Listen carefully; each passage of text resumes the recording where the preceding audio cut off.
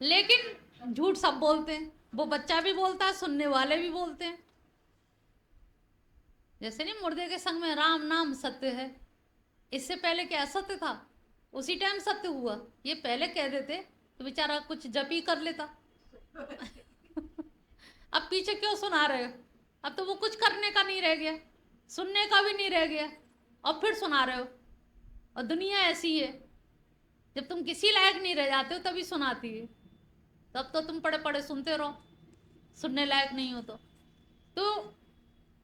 दुर्योधन ने यही कही कि हे पिताश्री, मेरी धर्म में प्रवृत्ति नहीं है। मैं जानता हूं कि अधर्म करने जा रहा हूं, युद्ध करना पाप है, हिंसा होगी, कुल का नाश होगा, लेकिन मेरी उसमें प्रवृत्ति नहीं हो रही। मैं मजबूर हूं, अपनी वृत्तियों के कारण मैं लाचार हूं, खुद से मजबूर हूं। वो मुझे प्रवृत्त कर रही हैं, वृत्तियां क्या है, प्रवृत्त कर रही हैं, अधर्म में लगा रही हैं। बहुत से कहते हैं ना, हम चाह नहीं रहे थे लेकिन ऐसा हो गया। तो अंदर की जो पूर्व जन्म की इतनी सारी वासनाएं, जो वृत्तियां पड़ी रहती हैं, वो आपको आगे के लिए प्रेरित करती हैं, प्रवृत्त करती हैं, करो, ऐसा कर डालो, छोड़ो, बहुत हो गया झेलते झेलते, अब कर ही डालो। तो ये जो अंदर की वृत्ति आपसे करा ही देती है। आप जानते हैं कि ये पाप है, तो आप पीछे छुपके करोगे। जानते हो पाप है, चोरी क्यों करते हैं? रसोई में बहुत से लोग खाने की चीजों की चोरी कर लेते हैं, मालूम है चुराना पाप है, लेकिन फिर भी करते हैं, क्योंकि अंदर से मन हो रहा है, अंदर से वृत्ति हो रही है। हम कहेंगे मांग के खा लो, अरे इसमें हमारी नीची हो जाएगी, सम्मान भी बना रहे, मान भी ना जाए और हमारा काम भी हो जाए। तो ये जो दोहरी नीति है, ये हमें थोड़ा सा गीता इस तरफ हमारा विचार खींचती है, मन खींचती है कि हमें विचार करना चाहिए कि क्या गलत है, क्या सही है। तो प्रवृत्ति और निवृत्त तो यहाँ पर विचार किया गया है।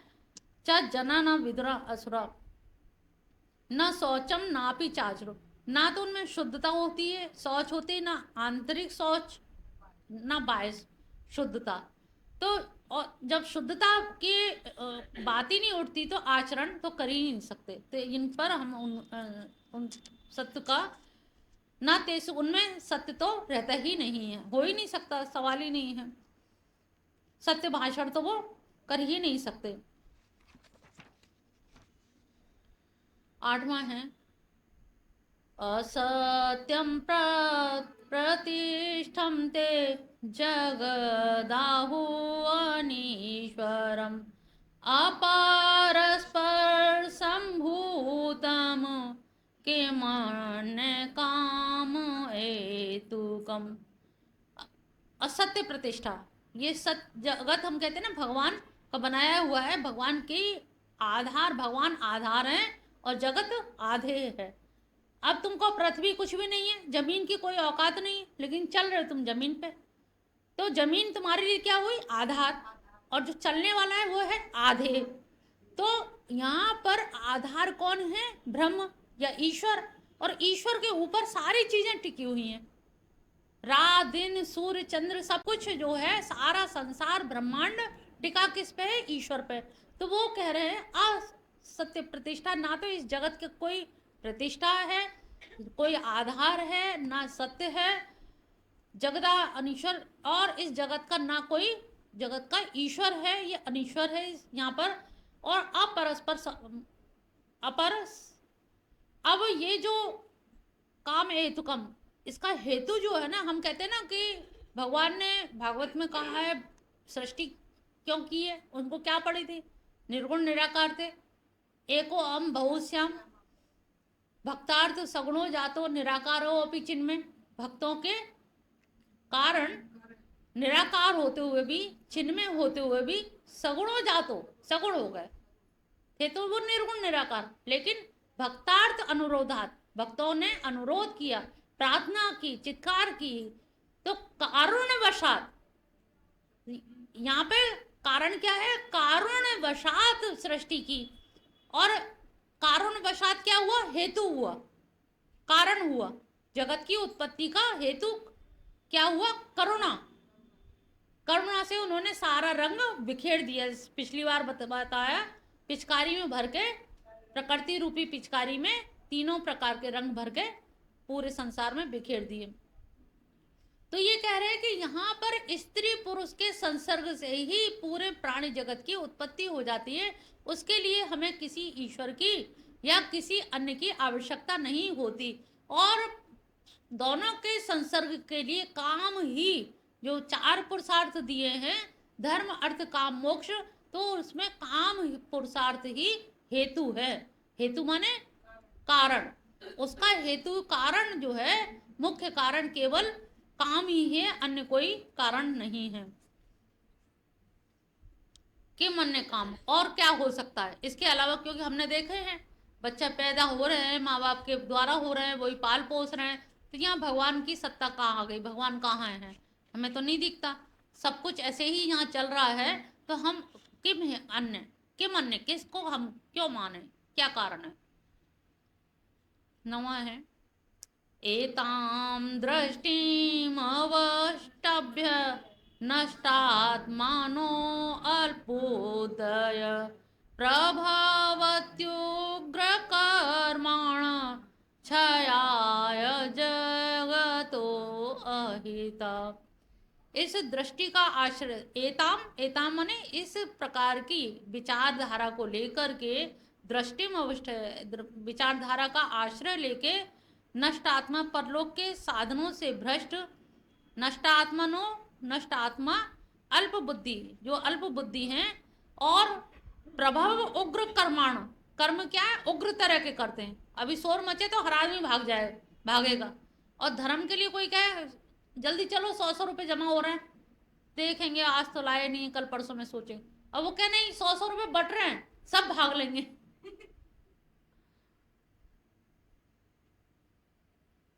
उग्र, उनमें इतनी उग्रता तो है, तामसी भी खड़ा हो जाता है। लालच है ना उसके अंदर, लोभ है, तो तामसी भी खड़ा हो जाएगा। तो उन्होंने कहा कि जब वो ऐसे बुरे कामों के लिए वो उग्र हो जाते हैं, बहुत तेज हो जाते हैं, क्षयाय जगतो अहिता, और वो काम उनके कैसे होते हैं? क्षयाय, क्षय करने वाले होते हैं, जगत के हित में नहीं होते, जगत का अहित करने के लिए, नष्ट करने के लिए होते हैं। 10वां है, कामम आश्रित दुष्पूरम दम मान मदान्विता मोहादुग्रहित्वाद सद ग्रान प्रवर्ति असुचिता व्रतः। दम्भ, मान, मद से युक्त, किसी भी प्रकार से पूर्ण ना होने वाली, काम आश्रित है, दुष्पूर, दुष्पूर माने जो पूरी ना हो पाए, उनकी कामना, उनका जीवन काय पे आश्रित है, ऐसी कामनाओं के सहारे जी रहे। बहुत से कहते ना भगवान प्राण ले लेना, पर एक पनाती नाती का सबका जरा मुंह देखने को मिल जाए। बेटा का ब्याह हुआ नहीं है, कौन से वो कहते हैं, वो बुढ़िया कौन थी, उसने क्या वर मांगा?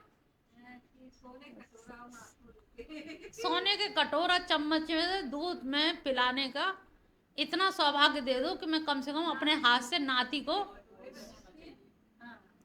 अब बताओ कितनी चीज मांगी, तो एक चीज, अब ये कितनी कुटिलता है, कितनी चीज मांग ली। तो हाँ, आंखों से देखने की, तभी तो जिंदा है भाई, जिंदा उसी के लिए जीवित है। काम आश्रित दुष्पूरम, काम पर आश्रित, उस मनोकामना पे, उस इच्छा के लिए आश्रित है, उस पे निर्भर है, जो दुष्पूर है, जो हो नहीं पाएगी। तुम 90 साल के हो, लड़का अभी शादी नहीं हुई है, उस नाती दुष्पूर है। ऐसे लोग तो फिर बार बार जन्म लेते हैं, उसी को पूर्ण करने के लिए फिर आना पड़ेगा। दुष्पूर करने का मतलब है पूर्ण तो होगी इच्छा, वासना है, लेकिन होगी कब, किस जन्म में, ये उसे भी नहीं पता। तो काम आश्रित है, तो उसका जीवन कामना पे आश्रित है, और ऐसी कामना जो दुष्पूर है, जो कभी पूर्ण नहीं हो पाएगी।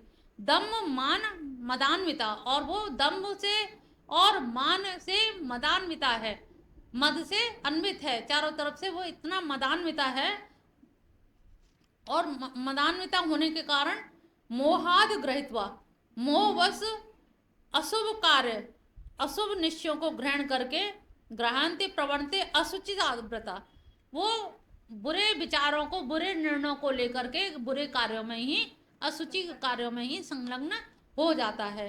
और वो समझ रहा है कि ये कार्य खराब है, फिर भी जानते हुए भी उसकी जो प्रवृत्ति है, जो पार्श्विक वृत्तियां हैं, वो उसको उधर ले जाती हैं।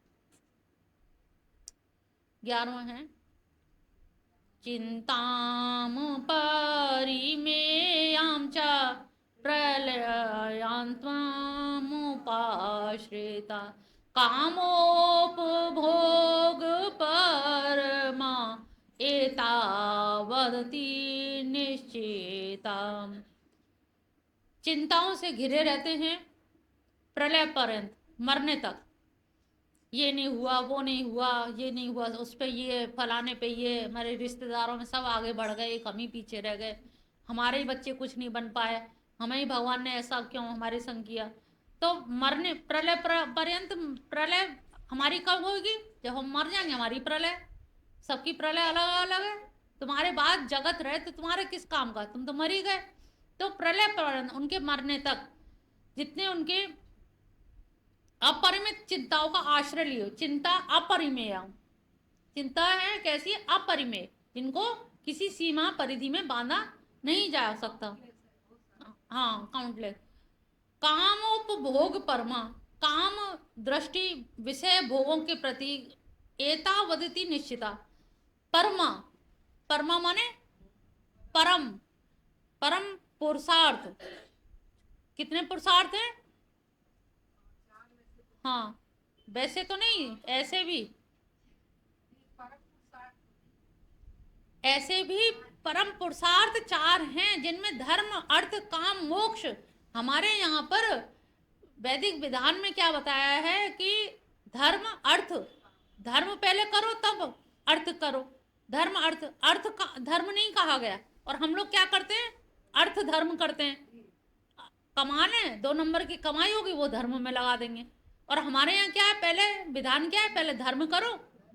जब धर्म, तुम धार्मिक आदमी हो जाओगे तो बेईमानी नहीं करोगे, घटतोली नहीं करोगे, मिलावट नहीं करोगे, दाल में, तेल में, किसी भी चीज में मिलावट नहीं करोगे, क्योंकि धर्म पहले है। और यहाँ अब उल्टा हो गया। तो अब इन्होंने धर्म तो छोड़ो, काम को उन्होंने पहले मान लिया। अब यहाँ पर परम पुरुषार्थ उनका क्या है? भोग। जो वो भोग है, भोग वासना को हम पूरी तरह से तृप्त हो जाएं, भोग वासना पूरी हो जाए, वही हमारा परम पुरुषार्थ है। यहाँ मोक्ष की जगह उन्होंने परम पुरुषार्थ भोग को ही माना है। एतावदिति निश्चिता, और वो ऐसा निश्चित करके बताते हैं। एतावदिति इस प्रकार बोलते हैं कि यही यही सत्य है। यावन जीव घृतम पीवेत ऋणम कृत्वा, जब तक जी रहे हो घी पियो। कमजोर क्यों? तुम पे पैसा नहीं है तो बगल वाले से ले लो। ऋण देने के लिए तो अब लोग घर घर चलते हैं, फोन कर करके पूछते हैं आपको लोन तो नहीं चाहिए।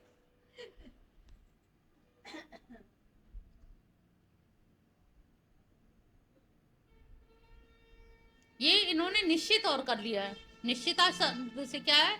निश्चित कर लेने से अब ये धारा बदल नहीं सकती इनकी। ये धारा उनकी क्या होगी? अधोगामी होगी। एक तो ये दोलायमान रहे कि सत्संग से शायद सही हो जाए, लेकिन वो दोलायमान भी नहीं रहेंगे, उनकी धारा चेंज नहीं होगी। 12वां है आशा पासु सतैर्बद्धा काम क्रोध परायण इहन्ते काम भोगार्थ मन्यान्येनार्थ संज्ञान। आशा पास में बंधे हुए, काम क्रोध से परायण, सैकड़ों, और आशा भी एक नहीं है, आशाओं का पास बंधा हुआ है, बिल्कुल रस्सी में बांध रखा है, बंधे हुए, काम क्रोध से परायण, भोग के लिए अध्याय में कामनाओं के भोग के लिए अन्याय से धन आदि बहुत से पदार्थों का संग्रह करने की काम भोगार्थ, अन्य अन्यार्थ, अन्य अन्य एक आध की भी नहीं, बहुत सारे चीजों का संचय करते हैं। जब आपकी अनेक आशा होंगी तो एक चीज से तो सारी आशा पूरी होंगी नहीं। तो जितनी आशाएं उतने ही साधन चाहिए, उपकरण चाहिए, उतने ही लोग चाहिए। तो ये उनको पूर्ण करने में, संचय करने में, उपकरणों का संग्रह करने में, धन का संग्रह करने में ही उनका पूरा जीवन लग जाता है, क्योंकि हमारी इच्छा है, काम भोग करना है, हमें आशाओं की पूर्ति करनी है। मरते मरते तक भगवान हमारी आशा पूरी जरूर कर देना, हमारी ये इच्छा जरूर पूरी कर देना। तो हम इच्छाओं के लिए जी रहे हैं सही रूप में। तो कोई यहाँ भगवान के लिए नहीं जी रहा, केवल इच्छाओं के लिए जी रहा है। तो जब इच्छाओं के लिए जी रहे हैं तो हमारी इच्छाएं पूरी करने में, तो ऐसे में हम पास में तो बनेंगे ही। भगवान ने तभी कहा ना कि जो व्यक्ति आसुरी वृत्ति वाला है वो क्या है, बंधन में पड़ने जा रहा है, और जो दैवी संपदा वाला है वो मोक्षा है, वो मोक्ष के लिए जा रहा है। दो रास्ता बता दी उनने, वो ऊपर जा रहा है सीढ़ी से और वो उसी सीढ़ी से नीचे जा रहा है। अब ये खुद समझ लो कि हमें ऊपर जाना है कि नीचे जाना है। 13वां, इदमद् मया लब्धो इमं प्राप्स्ये मनोरथम् इदमस्तीदमपि ते भविष्यति पुनर्थनम्। इदम अद्य मया, इतना तो मैंने अभी कर लिया है, लब्ध मेमम, इतना प्राप्त कर लिया है, इतना और प्राप्त कर लूंगा, और जो मेरे पास है इदम, उसको भविष्यति पुनर्वर्धना, मैं ऐसा करूंगा फिर, और जो रह गया है वो भविष्य में और बढ़ाने की कोशिश करूंगा। बहुत से लोग कहते हैं ना, इतने कर जाएंगे जमीन कि हमारी 3 पीढ़ी बैठे खाएं। एक पीढ़ी की कोई नहीं सोचता, तीसरी पीढ़ी तक बैठ के खाए, ये उनका सबका लक्ष्य होता है कि इतनी कमाई छोड़ जाएंगे कि हमारे बाल बच्चे, नाती पोते, फिर उनके भी नाती पोते बैठ करके खाएं। तो उसका क्या होता है कि मैंने इतना कमा लिया, इतना प्राप्त कर लिया, और इतना प्राप्त करना है, और इतना प्राप्त करके रहूंगा, और जो मेरे पास है वो तो मेरा है ही है, उसमें तो कहीं कुछ है ही नहीं। 14वां है, असौ मया हत शत्रु हनिशये च परानपि ईश्वरो अहम सिद्धो अहम बलवान सुखी। असौ मया हत, ये इतने तो मेरे द्वारा मार लिए गए हैं। शत्रु हनिश चाप्र, और दूसरे शत्रुओं को भी मैं मारूंगा, मार डालूंगा। ईश्वरो अहम, मैं ईश्वर हूँ, भोगी हूँ, सिद्ध हूँ, बलवान हूँ, सुखी हूँ। ऐसे मनुष्य हिंसक, सिद्धो अहम बलवान हूँ, मैं सिद्ध भी हूँ, और सिद्धि मुझे मिल गई है, तो मैं क्या करूँगा, जितने भी लोग हैं उनका खून चूसूंगा, उनको अपाहिज कर दूंगा। अपनी सिद्धियों का, जो बहुत से लोग सिद्धि प्राप्त कर लेते हैं, तो उन सिद्धियों का वो दुरुपयोग काहे के लिए करते हैं, दूसरों को नीचा करने के लिए, और खुद और ऊंचे होंगे। उन्होंने कहा जितने तुम नीचे जाओगे कुएं में, हम उतने ऊपर जाएंगे। तब मुझे लगेगा मैं ईश्वर हूँ, मैं ही भगवान हूँ, मेरी पूजा करो। फिर वो अपनी पूजा करवाते हैं, मेरी पूजा नहीं करना है। फलाने नहीं आए, बहुत से कहते हैं होली पे फलाने नहीं आए, मिलने पैर छूने नहीं आए। अच्छा, इसी को अब देखना है, आते जाते मूंछों पे ताव देने लगे, दुश्मनी मोल ले ली, क्योंकि इसको अब सही करना है। ये इतना रंगदार है मोहल्ले में कि हमारे पैर नहीं छूने आया कल का लड़का। तो ये जो उनका अहंकार है, दम्भ है कि हम ठेकेदार हैं, हम सब कुछ माला माल हैं, लोग हमारे पास आए, और जो गलत लोग सिद्धि प्राप्त कर भी लेते हैं, तो वो उनकी सिद्धि क्या होती है, गलत लोगों के लिए गलत दुरुपयोग कर करके, जैसे कापालिक वगैरह होते हैं, तो वो सिद्धि तो प्राप्त कर लेते हैं, भगवान कहते हैं, लेकिन उनकी जो क्रियाएं हैं, शव क्रिया है, कापालिक क्रिया है, खोपड़ी में तेल डाल के जिस तरह से करते हैं, इस तरह की बहुत सारी बनारस साइड में बहुत गंदी विद्या है। तो ऐसी विद्याओं के द्वारा वो क्या करते हैं, तुम्हें मुकदमा जीतवा देंगे, थोड़ा सा इसका मांस खा लो, इसका वो भक्षण कर लो। तो बहुत ज़्यादा गलत काम है, और उस गलत काम के भी वो सिरमौर बन करके जीवन यापन करते हैं, और अपने आप को प्रमुख बनते हैं कि हम ही सब कुछ करने वाले हैं। 15वां, आढ्यो अभिजनवानस्मि को अन्यो अस्ति सदृशो मया यक्षये दास्यामि मोदिष्य इदं ज्ञान विमोहिता अनेक चित्र विभ्रांता मोहो जाल समाव्रता प्रसक्ता काम भोगेषु पतन्ति नरके सोचौ